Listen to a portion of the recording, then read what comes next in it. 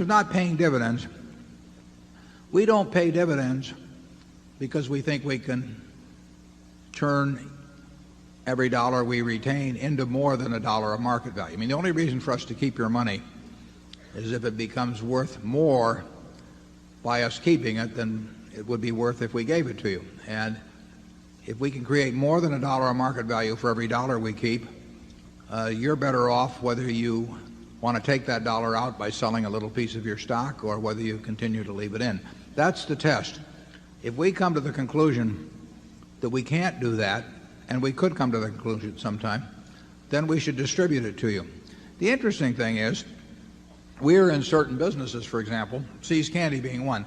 We don't have a way to intelligently use all of the money that See's generates within the See's Candy Company.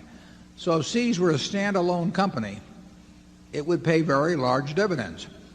Not because it, just had some dividend paying policy. It would be simply because we wouldn't have a way of using, in this case, $30 million a year intelligently in expanding that business. The Buffalo News is the same way. We don't have a way of using money within that specific business intelligently to use the money that it generates.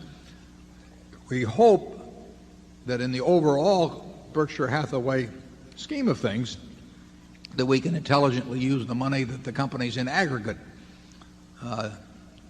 generate for us. And we think so far we have, and we think the prospects are reasonably good that we can continue to do that. But dividend policy should really be determined by that criteria, also bearing in mind the possibilities of repurchase of stock too. But they should be determined by whether a dollar left in the business is worth more than to the shareholder than a dollar paid out.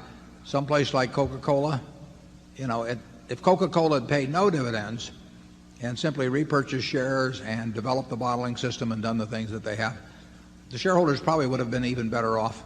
They've been sensationally well off as it is, but they probably would have been even better off than they have been with the dividend policy they have had. And that's Gillette and Disney and companies of that sort that have got these terrific opportunities to use capital within the business or to repurchase shares of a company that simply can't be replaced. If that usually is the best use of capital, it's probably better than dividends.